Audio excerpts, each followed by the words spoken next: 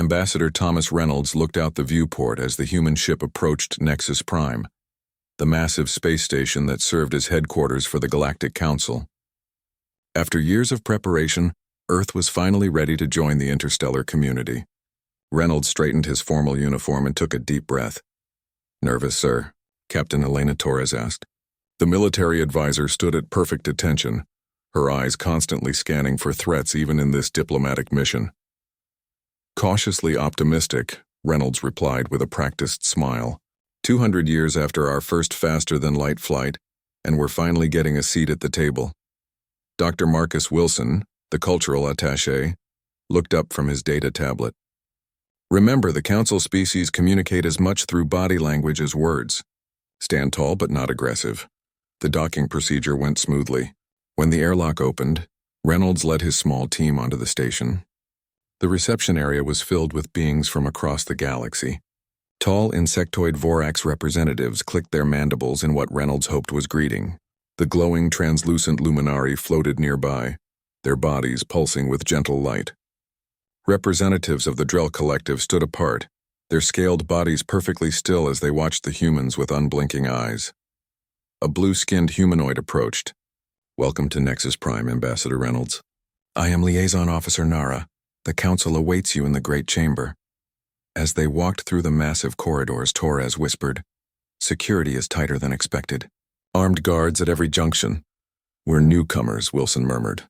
"They're cautious of unknowns." The Great Chamber was a vast circular room with rising tiers of seats filled with representatives from hundreds of worlds. At the center stood a raised platform where Reynolds would present Earth's petition for membership. High Counselor Dravix, a tall being with gray skin and 6 eyes arranged in a circle on his face, called the session to order. "We welcome the representative of Earth, a world that has achieved faster-than-light travel within a mere millennium of discovering electricity. An impressive feat." Reynolds stepped forward.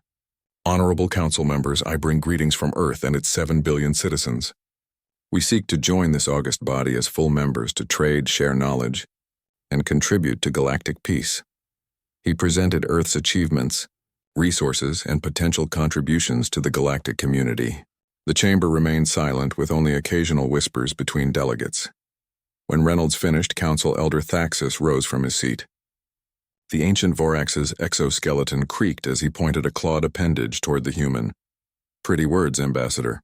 Yet our intelligence indicates that Earth harbors military technology forbidden to new member species. Your defensive grid violates 3 separate Council regulations on weapons development." Reynolds kept his composure. "Earth sits at the edge of explored space, Elder Thaxus.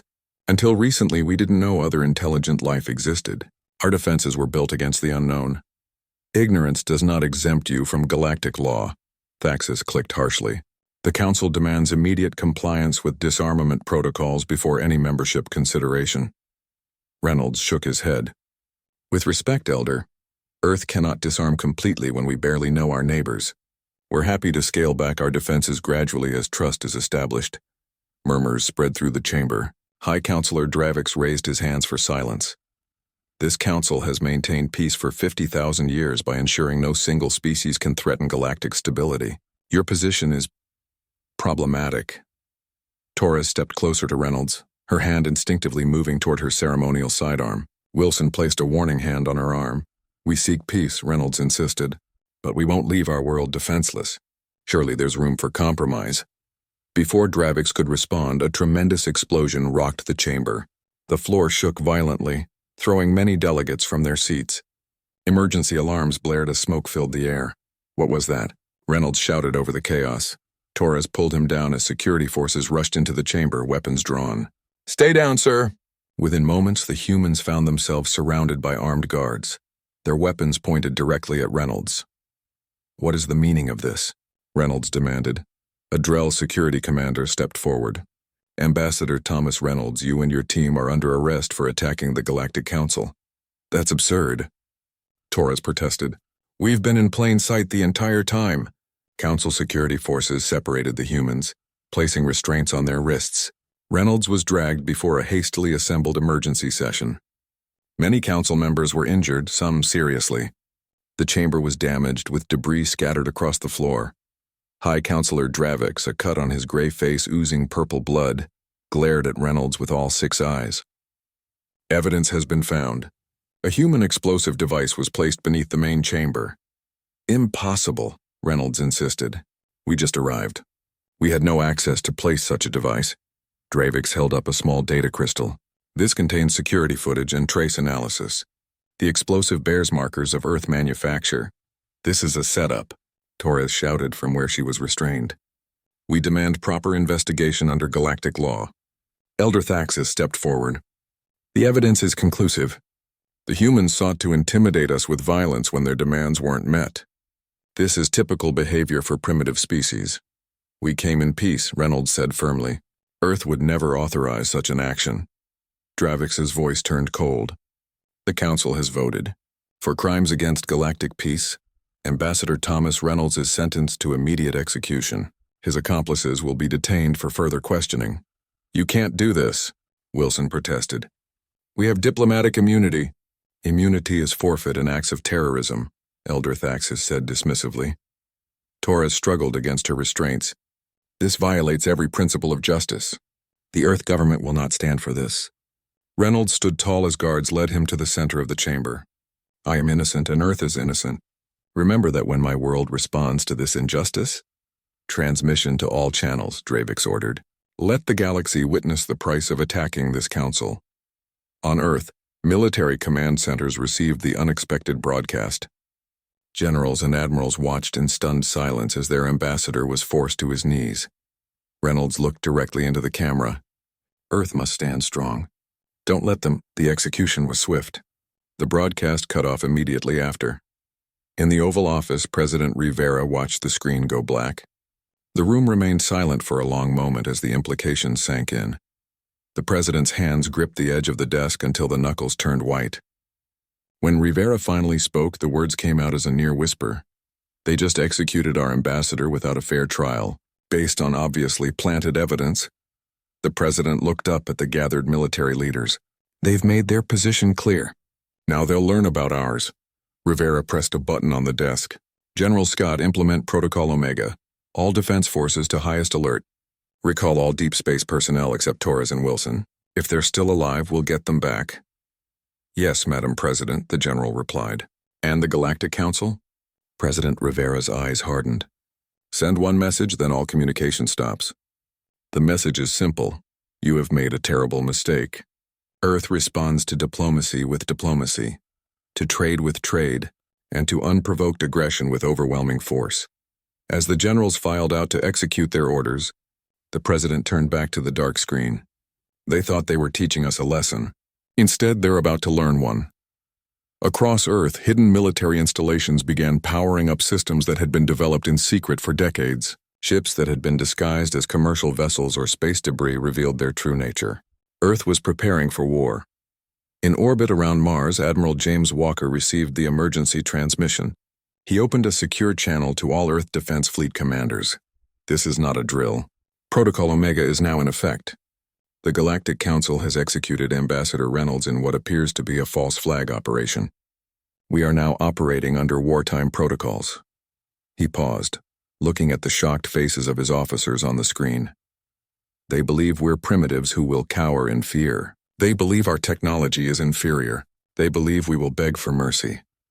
Walker's voice grew stronger with each word. They are wrong on all counts. Prepare for immediate deployment. Earth stands united, and heaven help those who have awakened our fury. Admiral James Walker stood on the bridge of the EDF Invictus, Earth's most advanced warship that had been hidden in the asteroid belt for 3 years. Around him, crew members worked with focused intensity. The ship hummed with power as systems that had never been revealed to the Galactic Council came online. Status report, Walker demanded. Commander Olivia Parker looked up from her tactical station. All ships reporting ready, Admiral. The fleet is assembled and awaiting your command. Walker nodded grimly. Display the Phantom Squad deployment.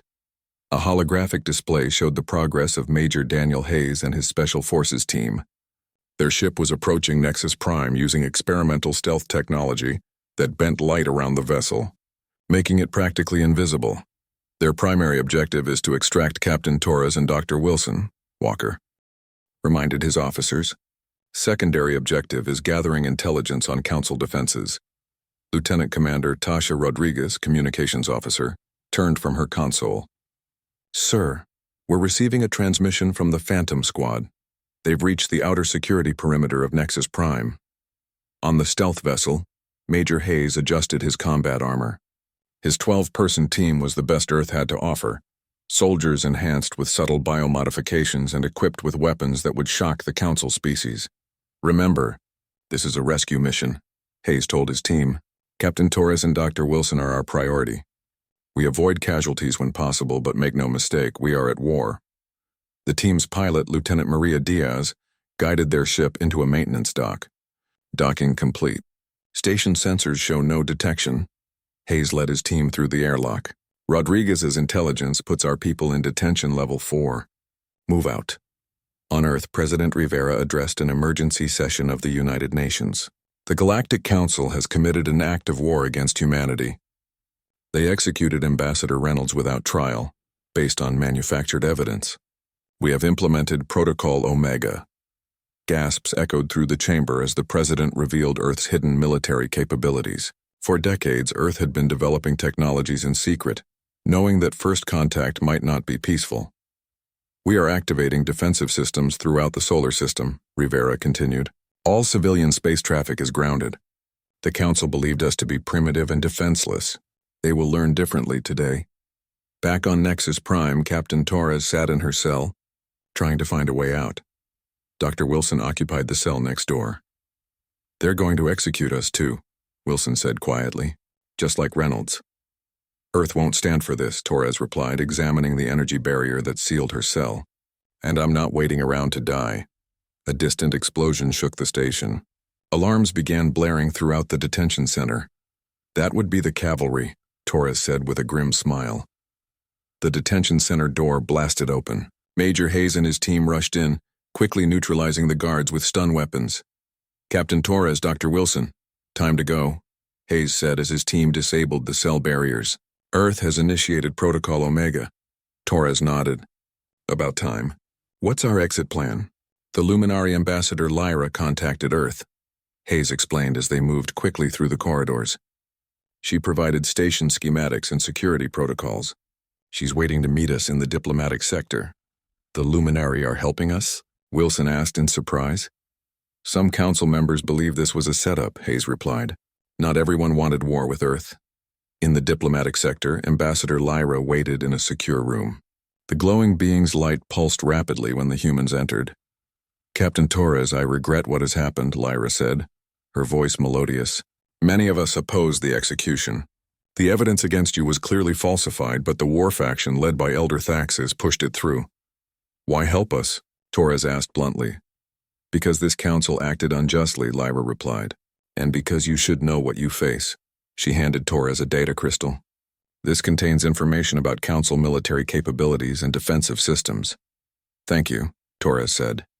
But why betray your own council? Lyra's glow dimmed slightly. This is not betrayal. This is justice. Now go, security forces are closing in. Hayes received an alert on his tactical display. Our exit route is compromised. We need an alternative. Lyra moved to a wall panel and pressed a sequence. A hidden door opened. This leads to a private shuttle bay. Take my diplomatic vessel. It won't be fired upon immediately. The team moved quickly through the passage.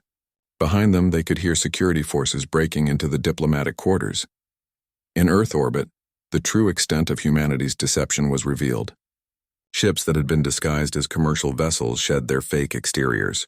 Orbital platforms that appeared to be communications arrays transformed into weapon systems. A fleet of warships emerged from hiding places throughout the solar system. Admiral Walker addressed his assembled forces. The Galactic Council has mistaken our patience for weakness. Today we correct that impression. Our first priority is establishing a defensive perimeter around Earth. Our second is to deliver a message the Council cannot ignore. Commander Parker approached.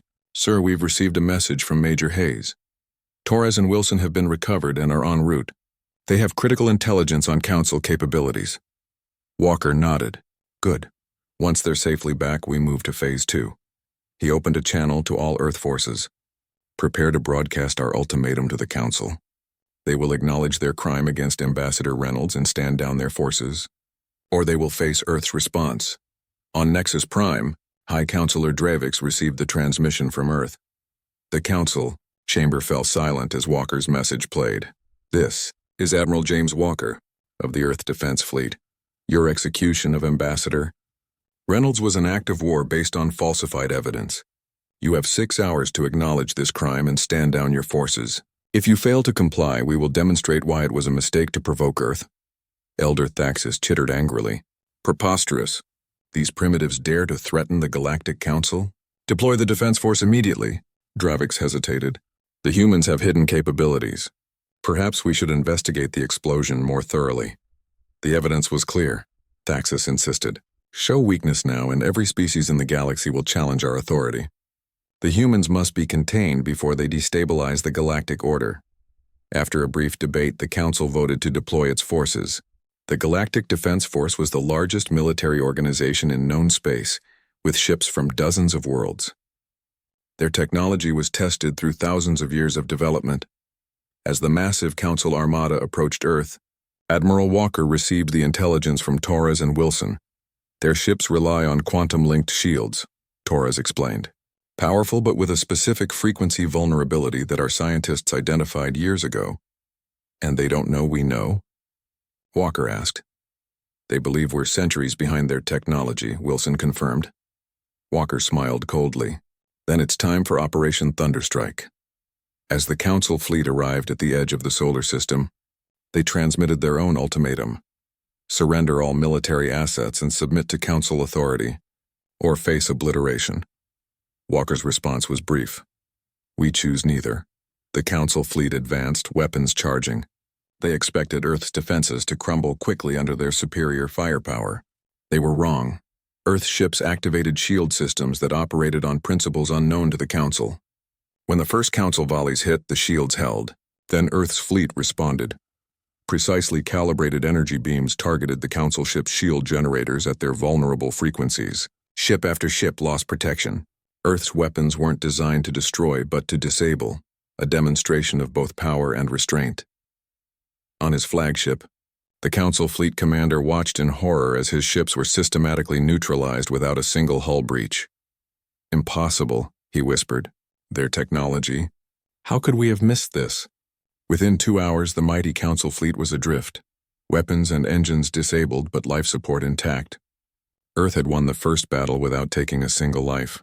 Admiral Walker opened a channel to the defeated Council fleet. This was a demonstration. We could have destroyed your ships, but Earth does not desire needless death. Return to Nexus Prime with this message. The humans you dismissed as primitives just defeated your best fleet without casualties. Consider carefully what a real war would mean. On Nexus Prime, the Council received news of their fleet's defeat with shock. For the first time in thousands of years, the Galactic Council faced a power they couldn't easily overwhelm. Dravix turned to Thaxis, his 6 eyes blinking rapidly. What have you done? You pushed for execution without proper investigation, and now we face a war we may not be able to win. Thaxis's mandibles clicked nervously. It's just one defeat. We have more ships, more resources. Resources won't matter if their technology outmatches ours, Dravix replied. You didn't just execute their ambassador. You awakened an enemy whose true capabilities we never bothered to assess. As the Council argued, Intelligence Officer Commander Alexei Volkov was analyzing the data Torres and Wilson had brought back. What he found buried in the communication logs would change everything they understood about the situation. Admiral, Volkov reported to Walker, I've found something strange in the Council's secure communications. The order to arrest Ambassador Reynolds came before the explosion occurred. Walker's eyes narrowed. Someone knew the explosion was going to happen. Yes, sir, Volkov confirmed. Which means this was never about Earth's weapons. Someone wanted this war to start, and they were willing to murder our ambassador to make it happen. Commander Alexei Volkov worked tirelessly in his secure office aboard the EDF Invictus. Screens surrounded him, displaying encrypted transmissions intercepted during the battle with the Council fleet. Dark circles under his eyes revealed he hadn't slept in days. Computer, run decryption sequence Delta on this packet, he ordered, highlighting a strange data burst captured just before the explosion on Nexus Prime. Captain Torres entered the office. Any progress? Volkov rubbed his tired eyes. Something doesn't add up. The Council's internal security channels were active before the explosion. They were ready for it. Meaning Reynolds was set up from the start, Torres said grimly. Exactly. But by whom and why? Volkov pointed to another screen. And there's something else. These transmissions don't match known Council protocols. Someone else was communicating during the incident.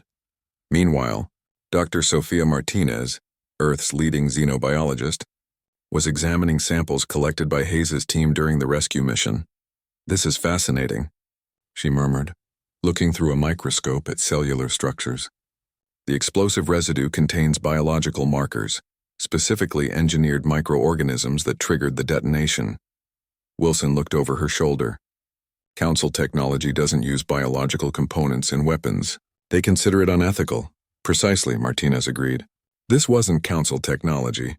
Someone else engineered this attack using methods forbidden by Council law. On the bridge of the Invictus, Admiral Walker received an unexpected transmission. Sir, we're getting a tight beam communication from a Luminary vessel requesting permission to approach. Walker frowned. The Luminary helped Torres and Wilson escape. Tactical analysis?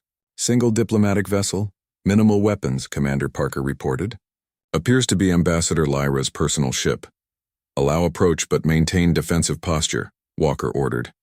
When Ambassador Lyra arrived aboard the Invictus, her glowing form pulsed with urgency. Admiral Walker, I bring grave news. The Council is divided over the conflict with Earth, but there is a greater threat you must know about. In the secure briefing room, Lyra revealed a truth hidden for centuries. There exists a shadow faction within the Council called the Ascendancy. They have manipulated galactic politics for thousands of years, guiding development of certain species while hindering others. And they targeted Earth, Walker concluded. Yes, human physiology and technology developed along paths the Ascendancy didn't anticipate. You represent a variable they cannot control. Lyra's glow dimmed. The attack on your ambassador wasn't sanctioned by the full Council. It was engineered by the Ascendancy to trigger war. President Rivera received this information with cold anger. So our ambassador was murdered as part of some galactic power play? I believe so, Lyra confirmed via holographic projection. The Ascendancy's main facility is hidden on a mining world called Tartarus. If you seek proof, you will find it there. Hayes and his Phantom Squad were tasked with the infiltration mission. Their stealth ship approached Tartarus, a barren planet stripped for resources, with massive mining operations covering its surface. Scans show unusual energy signatures beneath the primary mining complex, Lieutenant Diaz reported. Definitely not standard mining equipment, Hayes nodded. Take us in, low and quiet. The team infiltrated the complex through an automated cargo tunnel. Inside, they discovered the facility extended deep underground, far beyond what a normal mining operation would require. This place is huge, whispered Sergeant Frank Miller as they moved through dimly lit corridors. And those aren't miners. He pointed to guards wearing unmarked armor, different from Council security forces. The squad avoided them, moving deeper into the facility. Look at this, Hayes whispered as they reached a vast chamber. Transparent tubes filled with glowing liquid lined the walls. Inside each floated unconscious beings from various species. They're experimenting on them, Miller said, checking a nearby console. Genetic manipulation, neural reprogramming.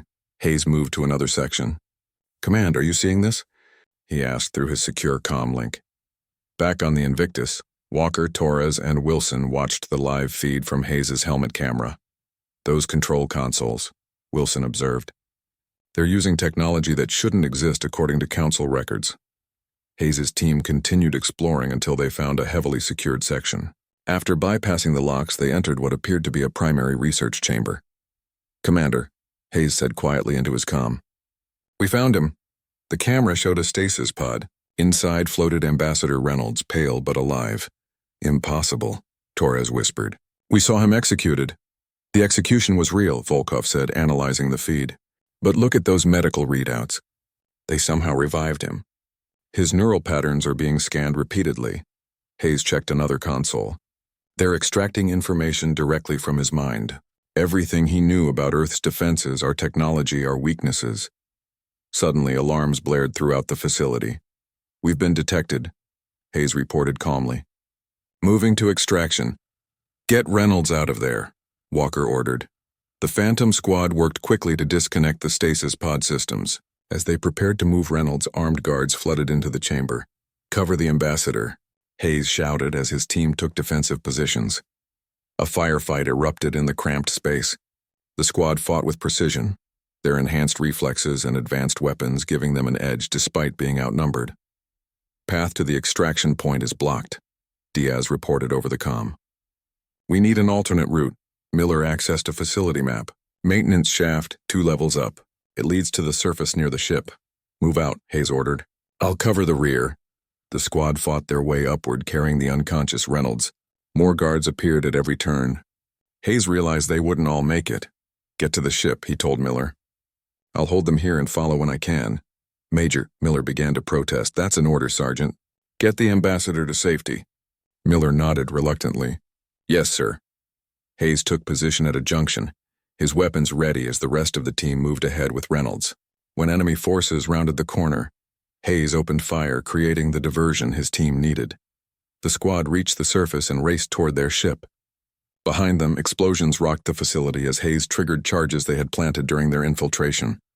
Where's Hayes? Diaz asked as they reached the ship. Miller's face was grim. Buying us time. We need to move. As their ship lifted off, a massive explosion consumed the junction where Hayes had made his stand.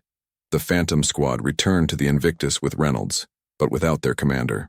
Medical teams immediately took the ambassador to intensive care. Hours later, Reynolds awoke, weak but alert. His eyes widened when he saw Torres, they said. They executed me, he whispered. They did, Torres confirmed. Somehow the ascendancy brought you back. Reynolds struggled to sit up. They took everything from my mind. Everything I knew about Earth's defenses, our technology. Our hidden colonies, Walker's face darkened. What hidden colonies? The contingency settlements, Reynolds explained. The ones we established in case Earth ever faced extinction-level threats. They weren't in my official briefing, but as ambassador I had security clearance. Dr. Martinez ran a neural scan on Reynolds. His memory has been extensively probed. If this ascendancy has the technology to revive the dead, there's no telling what else they might be capable of. Volkov entered the medical bay. Admiral, we've decoded more of the transmissions. The ascendancy has been manipulating Council species for centuries, guiding their technological development along predictable paths. But humans developed differently, Wilson suggested. Exactly, Volkov confirmed. Our technology branched in directions they didn't anticipate. That makes us unpredictable and dangerous to whatever plans they've been implementing. Reynolds looked at Walker with haunted eyes. There's more. While I was, wherever I was after death, they were scanning me constantly. They've built weapons specifically designed to counter Earth's defenses. How is that possible? Parker asked. We just revealed our true capabilities. The Ascendancy has agents throughout the galaxy, Ambassador Lyra explained. They've been collecting fragments of information about Earth for years. The execution and neural extraction merely completed their knowledge. Walker turned to his tactical officer. Status of the Ascendancy fleet? Parker checked her console. Long-range sensors just detected a massive force emerging from behind Tartarus's moon. Ships unlike anything in Council records. They're on direct course for Earth. How long? Walker demanded. At their current speed, 3 days. Walker's expression hardened. Recall all Earth forces. We need to prepare for the real battle. President Rivera addressed the leaders of Earth's nations. The conflict with the Council was merely a prelude. We now face an enemy that has manipulated galactic civilization for millennia. An enemy that murdered our ambassador, extracted our secrets, and now comes with weapons designed specifically to counter our defenses. What are our options? Asked the Chinese premier. Admiral Walker has proposed scattered stars, dispersing our civilian population to hidden colonies throughout nearby systems, Rivera explained. Meanwhile, our combined fleets will make a stand at Earth. Evacuate Earth? The Russian president asked incredulously. Billions of people? Not evacuate, disperse, Rivera clarified.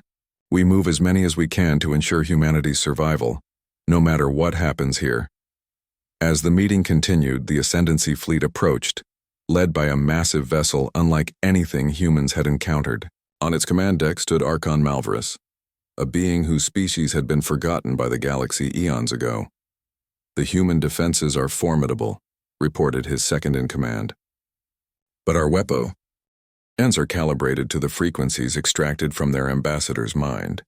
Malvarus nodded, his ancient eyes gleaming with cold intelligence. "Begin the attack as soon as we arrive. The humans have interfered with plans thousands of years in the making. They must be eliminated before they spread further." On Earth, civilians began boarding transport ships bound for distant colonies. Military forces prepared for the coming battle, and aboard the Invictus, Admiral Walker gathered his officers. "Make no mistake, this will be the fight of our lives," he told them. "But remember, we're not just fighting for Earth. We're fighting for the freedom of every species that has been manipulated by the Ascendancy. Today, humanity stands not just for itself, but for the entire galaxy." The officers saluted, determination in their eyes. In 3 days, the fate of not just Earth, but galactic freedom would be decided. Earth's orbital space buzzed with activity. Civilian transport ships departed every few minutes, carrying thousands to hidden colonies scattered across nearby star systems. Military vessels moved into defensive formations. Ground-based weapon systems pointed skyward, ready for the coming battle. Admiral Walker stood on the bridge of the Invictus, studying tactical displays showing the approaching Ascendancy fleet. The enemy ships were unlike anything in Council records, organic-looking vessels with strange energy signatures. "Final evacuation report," Commander Parker announced. "We've relocated 30% of Earth's population. The rest are either in underground shelters or couldn't be moved in time." Walker nodded grimly. "It will have to be enough. What's the status of the Reynolds Protocol?" "Ambassador Reynolds has worked with the luminary scientists to develop possible countermeasures against Ascendancy technology," Parker replied. "They're being distributed to all ships now." Torres entered the bridge, now wearing the uniform of a combat commander. After their return from Tartarus, she had requested a transfer from diplomatic service to active military duty. "The diversionary strike force is ready," she reported. "We'll hit their supply lines as planned." Walker turned to the main view screen. "The Ascendancy believes they know all our capabilities because they extracted information from Reynolds. But there are some projects even he wasn't briefed on." "Project Sunstrike?" Parker asked. Walker nodded. "If all else fails, it's our final option." 12 hours later, the Ascendancy fleet entered the outer solar system. Long-range sensors showed over 200 vessels. Led by a massive command ship 3 times the size of Earth's largest battlecruiser, Commander Torres led a small, fast attack group to strike the Ascendancy's supply vessels trailing behind the main fleet. Her ships emerged from hiding positions in the asteroid belt, striking with precision. "Target their propulsion systems only," Torres ordered. "We need to slow their support ships without revealing our full weapons capabilities." Her strategy worked initially. Several Ascendancy supply vessels drifted helplessly, unable to keep pace with the main fleet. But then the enemy deployed smaller, faster ships that moved with impossible speed. "Evasive maneuvers," Torres shouted as enemy weapons fire streaked past her bridge. The shots missed, but only barely. These aren't like the ships we faced at Nexus Prime. They're anticipating our movements. On the Invictus, Walker received Torres's report. "The diversionary attack bought us some time, but the Ascendancy adapted quickly. They're continuing toward Earth." Dr. Wilson entered the bridge with Ambassador Lyra. The luminary's glow pulsed anxiously. "Admiral," Wilson said, "we've discovered something about the Ascendancy ships. They're partially organic, living technology that can adapt and evolve during battle." "How do we fight something like that?" Parker asked. Lyra floated forward. "The Ascendancy relies on a psychic communication network. Their ships and commanders share information instantly across vast distances. It's how they coordinate so effectively, and how they adapt so quickly to our tactics," Walker realized. "Can we disrupt it?" "Possibly," Wilson replied. "Dr. Martinez has identified certain frequencies that might interfere with their neural patterns, but we'd need to broadcast it from inside their fleet perimeter." Walker considered this information. "We'll need a ship to get close enough. A suicide mission. I volunteer," came a voice from the doorway. Lieutenant Commander Tasha Rodriguez stood there, her expression resolute. "My ship, the Defiant, is the fastest in the fleet. If anyone can get close enough, it's my crew." Walker nodded solemnly. "Prepare your ship, Commander, and know that Earth won't forget your sacrifice." The Ascendancy fleet approached Earth's orbit, their weapons charged, targeting the defensive network that surrounded humanity's homeworld. On the massive command ship, Archon Malvarus watched the approaching planet with ancient eyes. Begin the attack. Target their orbital defenses first, then their population centers. Energy beams lanced out from the Ascendancy vessels, striking Earth's defensive shields. The shields held initially, but then began to flicker. They've calibrated their weapons perfectly, Parker reported, her voice tight. Our primary shield grid is failing. Walker opened a fleet-wide channel. All ships engage as planned. Remember, they think they know all our capabilities. Let's show them how wrong they are. Earth's fleet surged forward, engaging the Ascendancy vessels. For a brief moment, it seemed Earth might have the advantage. Their ships maneuvered in unpredictable patterns, their weapons striking with precision. Then the Ascendancy adapted. Their organic ships began shifting form, developing new defensive structures that deflected Earth's weapons. Return fire slammed into human vessels, disabling or destroying dozens within minutes.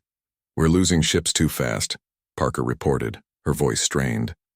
At this rate, our fleet will be decimated within the hour. Walker's face hardened. Signal Rodriguez. It's time.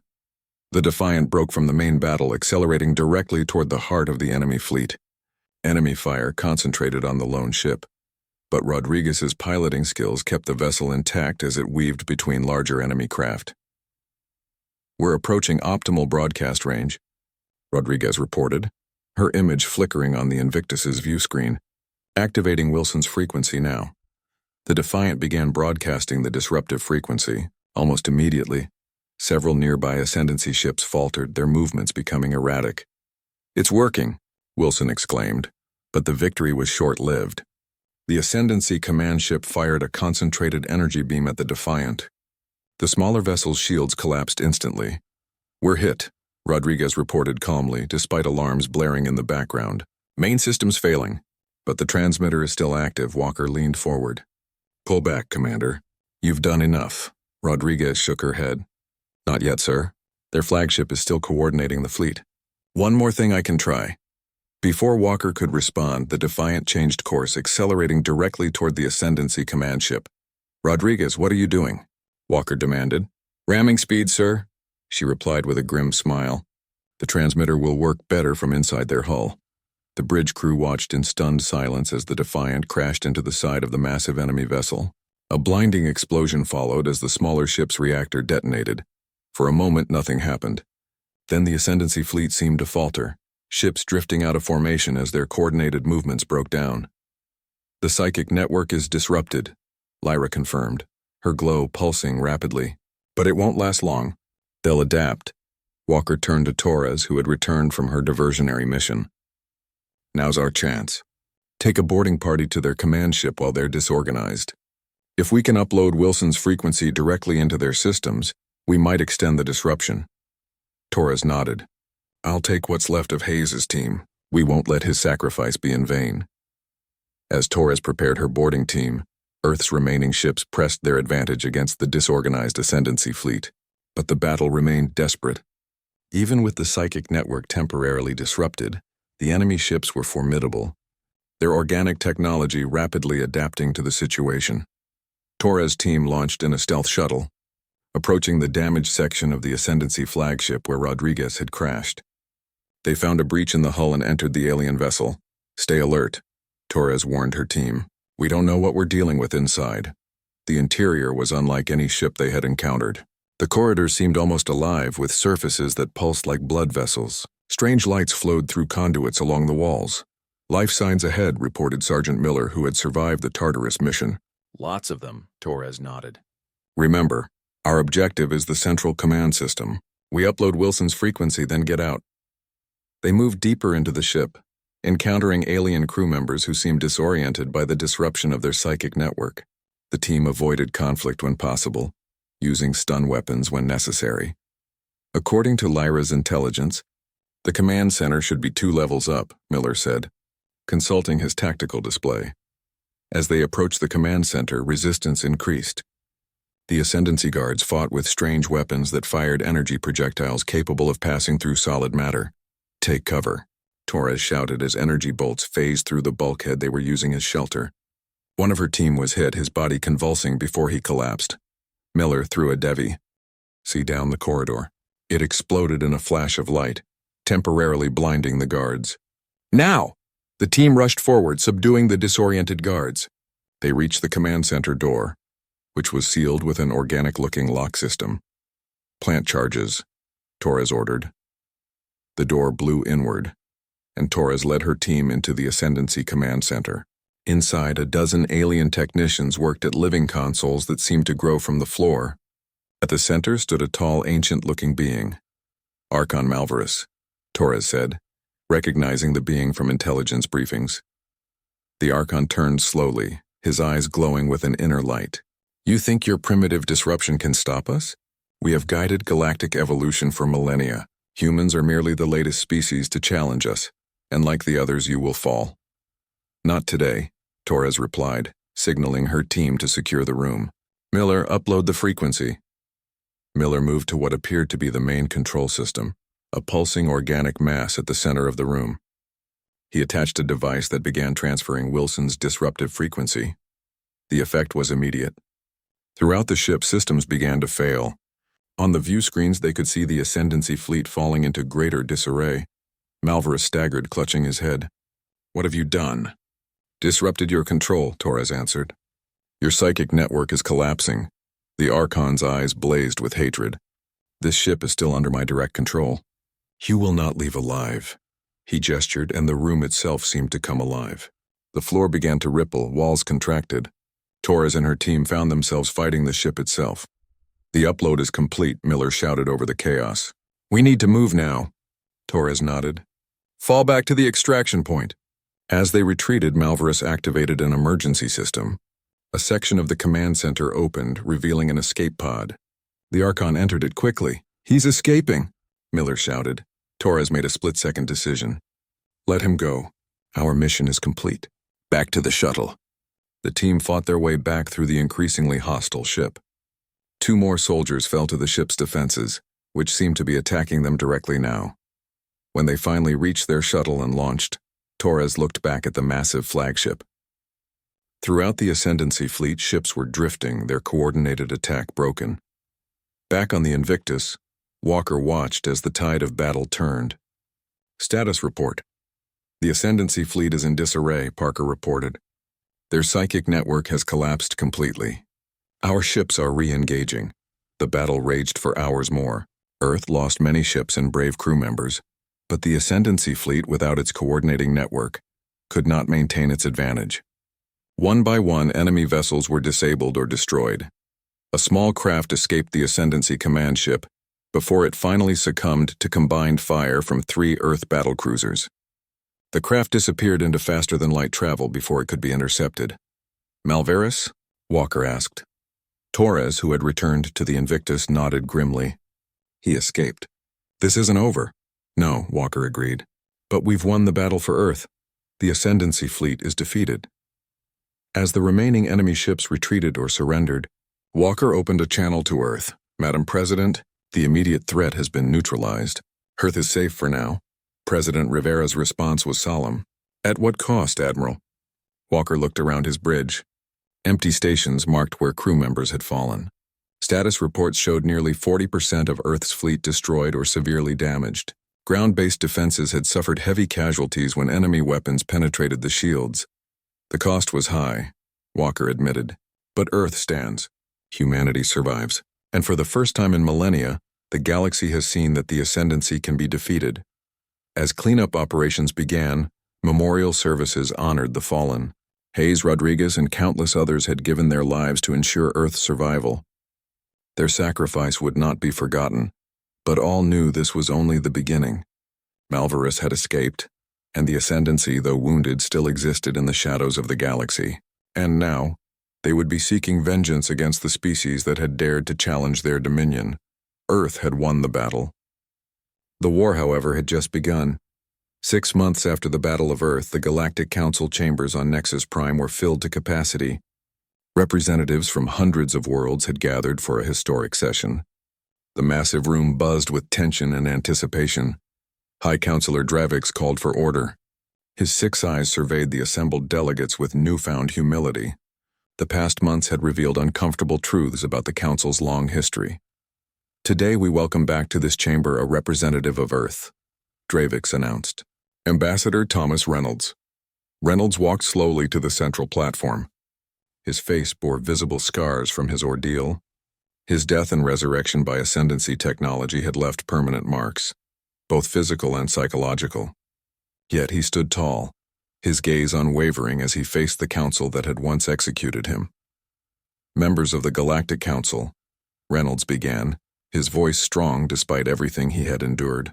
6 months ago I stood in this chamber seeking peaceful cooperation between Earth and the galactic community. Instead I became the victim of a conspiracy, thousands of years in the making. Murmurs spread through the chamber. Many delegates shifted uncomfortably in their seats. The attack that led to my execution was engineered by the Ascendancy, a shadow faction that has manipulated this council and countless species for millennia. Their goal was to trigger war between Earth and the Council, weakening both and maintaining their secret control. Reynolds activated a holographic display. Images appeared showing Ascendancy facilities, their strange organic technology, and evidence of their infiltration throughout Council institutions. Over the past 6 months, Joint Earth Council investigations have uncovered Ascendancy agents in every level of galactic government. We've found their hidden bases on 17 worlds. Their influence extends further than any of us imagined. Elder Thaxis, who had pushed hardest for Reynolds' execution, was noticeably absent. He had been among the first exposed as an Ascendancy agent.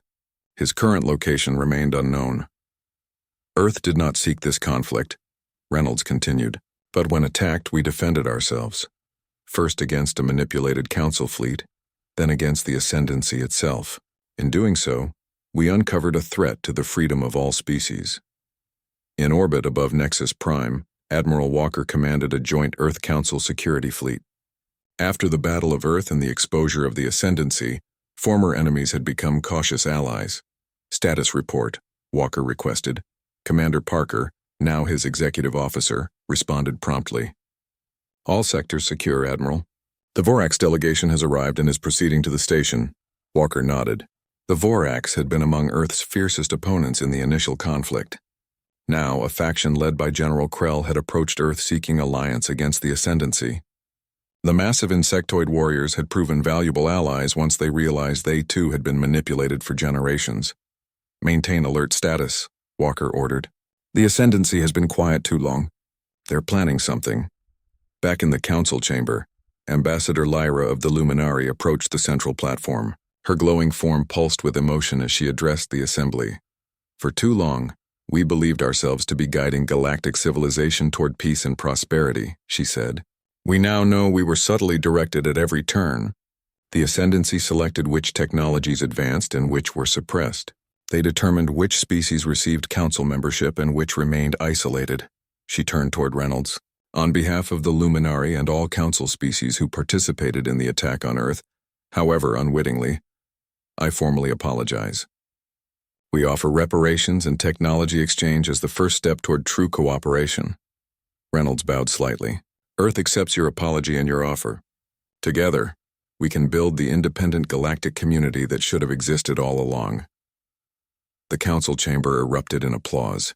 After centuries of hidden manipulation, a new era of genuine cooperation seemed possible. On Earth, President Rivera addressed a solemn gathering at the newly completed Memorial Gardens in Geneva.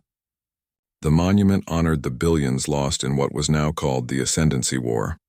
Today we remember those who gave everything to protect not just our world, but the freedom of all intelligent life, Rivera said, standing before a wall inscribed with the names of fallen heroes. Major Daniel Hayes, who sacrificed himself so his team could escape with vital intelligence. Lieutenant Commander Tasha Rodriguez, who gave her life to disrupt enemy communications, and countless others who stood against overwhelming odds. The president gestured to a section of the memorial dedicated to civilian casualties. We also honor the billions of civilians across Earth who faced an enemy they never knew existed, with courage and unity. Though many perished, their memory guides us toward a better future. Among the audience sat Dr. Wilson, now leading the multi-species scientific initiative. Beside him was Dr. Martinez and scientists from a dozen formerly hostile species. all working together to develop defenses against future ascendancy threats. In a secure facility beneath the memorial, Captain Torres, now A, Ambassador Torres, met with representatives from former enemy worlds. Her new diplomatic role came with military authority, a unique position created after the war. The refugee situation on Drell colonies is stabilizing, reported a scaled Drell official. The Ascendancy's displacement of our people was more extensive than we realized. Torres nodded. Earth will provide additional support ships. Our colony on Proxima Centauri has agreed to accept 50,000 displaced Drell until their homes can be rebuilt. Your generosity is unexpected. Given our history, the Drell admitted. We were all pawns in the same game, Torres replied. Now we write new rules together. Admiral Walker's fleet patrolled the border regions where Ascendancy activity had last been detected. Though driven from known space, Archon Malvarus and his followers had retreated to uncharted regions, presumably to rebuild their forces. Walker studied long-range sensor data with Commander Parker. These energy signatures match those from the Ascendancy command ship, Parker noted. They're gathering resources. For another attack, Walker concluded. We hurt them, but creatures that have lived for thousands of years don't give up easily. Parker hesitated before asking, Do you think we can win if they return in force? Walker considered the question. 6 months ago, Earth stood alone against the galaxy. Now we have allies, shared technology, and a united purpose. Yes, Commander, I believe we can win. In a remote system beyond Council space, Archon Malvarus surveyed his diminished forces. The ancient being's eyes glowed with cold fury as he addressed his followers. The humans have exposed us, he admitted. Millennia of careful manipulation undone in mere months. Our agents throughout the Council have been discovered. Our controlled development of galactic technology has been disrupted. His second-in-command, a being of the same forgotten species, asked, What is your command, Archon? We retreat, we rebuild, we adapt as we have always done, Malvarus replied. The humans believe they have won a great victory. Let them celebrate while we gather our true strength. He activated a holographic display showing thousands of dormant ships hidden throughout unexplored space. Our main fleet remains intact. Our primary research facilities are secure. The setback is temporary. And the humans? Asked the second. Malvarus's ancient face formed what might have been a smile. They will receive special attention in due time. Their world will burn for its defiance. On Earth, the reconstruction continued. Cities damaged in the Ascendancy attacks were rebuilt with new technology. Defense systems were upgraded with innovations born from cooperation with former enemies. Commander Olivia Parker, newly promoted to Admiral following Walker's advancement to Fleet Command, took command of Earth's first truly interspecies vessel. The EDF Unity featured a crew drawn from Earth, Luminary, Vorax, and even Drell volunteers. Admiral on deck, announced her executive officer as Parker entered the bridge for the first time. The diverse crew stood at attention. Parker looked at them with pride. At ease, she said. Today we begin a new chapter. This ship represents the future we're fighting for. Different species working together by choice, not through manipulation. She took her command chair.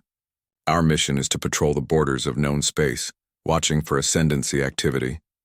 But we also represent a new ideal to every world we encounter. Genuine cooperation based on mutual respect. As the Unity departed Earth orbit, Parker opened a channel to Admiral Walker. Unity has cleared orbital defense perimeter, sir. Beginning our patrol mission. Walker's image nodded on the view screen. Good hunting, Admiral Parker. Remember, intelligence suggests Malvarus is rebuilding his forces. When he returns, we need to be ready. We will be, Parker promised. Unity out. At a classified location, President Rivera met with a special task force analyzing recovered Ascendancy technology. Dr. Wilson presented their latest findings. Their psychic communication network is far more extensive than we initially believed, Wilson explained. It doesn't just link their ships and commanders, it connects to implants in beings throughout the galaxy. Some implanted individuals don't even know they're carrying them. Are you saying there could still be Ascendancy agents among us? Rivera asked. Almost certainly, Wilson confirmed. We've developed a scanning technology that can detect the neural implants, but deploying it galaxy-wide will take time. Rivera's expression hardened. Make it a priority. We can't afford to have our new alliances undermined from within. In the 6 months since the war, Earth had emerged as a pivotal force in galactic politics. Human resilience and ingenuity had earned respect from species that once dismissed them as primitives. Human technology, developed independently of ascendancy influence, offered new approaches to problems that had stumped Council scientists for centuries. Ambassador Reynolds, speaking to the Council, summarized humanity's new role. "We came to you seeking membership in your community. Instead, we discovered that community was built on hidden control and manipulation. Now we offer something different, a galaxy where each species develops according to its own nature, where cooperation is chosen freely, not covertly directed." He gestured to the assembled delegates. The Ascendancy believed diverse, truly independent species were a threat to their control. They were right. Together, in our diversity and freedom, we will ensure they never regain their hold on our futures. The council chamber erupted in approval. For many delegates, it was the first truly free choice they had made in generations. As the formal session ended, Reynolds was approached by Ambassador Lyra and General Krell of the Vorax. "The council has voted to establish a joint fleet," Krell announced. His mandibles clicking with what Reynolds had learned was excitement. "My warriors look forward to fighting alongside humans when Malvarus returns. Let us hope that day comes later rather than sooner," Reynolds replied diplomatically. "It will come," Lyra said, her glow dimming slightly. "The Ascendancy has patience we can barely comprehend. They think in centuries where we think in years. Then we'll prepare for centuries if necessary," Reynolds assured them. Earth has never backed down from a long fight. In a secure archive on Nexus Prime, a technician was organizing records from the day of Reynolds' execution. Reviewing security footage, she noticed something strange. A figure in the background just before the explosion. Someone who shouldn't have been there. The technician immediately reported her discovery to security. Within hours, the footage was being analyzed by a joint Earth Council intelligence team. "This changes everything," Commander Volkov said, studying the enhanced image. The bomber wasn't working for the Ascendancy directly. He transmitted the footage to Earth with highest priority encryption. The revelation would open a new chapter in the ongoing investigation, and potentially identify a third faction in the complex galactic struggle. As Admiral Parker's Unity patrolled the border regions, as Ambassador Torres forged new alliances, as Admiral Walker prepared for the inevitable return of the Ascendancy, humanity stood at the center of a transformed galaxy. The species that had been deemed too unpredictable, too dangerous to control, had broken chains they hadn't known they were wearing. In doing so, they had offered the same freedom to countless other worlds. The road ahead would not be easy. The Ascendancy remained a threat. Unknown factions waited in the shadows. But for the first time in millennia, the galaxy's future would be determined not by hidden manipulators, but by the open choices of free peoples. Earth had responded to aggression with righteous fury. That fury had exposed ancient lies, toppled hidden powers, and forged unexpected alliances. Now, the species that had been executed as a primitive threat stood as the galaxy's best hope for true independence. As Reynolds had told the Council, "We came seeking membership. Instead, we found a calling to ensure that what happened to Earth never happens to another world again. The galaxy trembled when you executed Earth's envoy. Now it rises stronger and freer than ever before, because Earth responded not just with fury but with truth.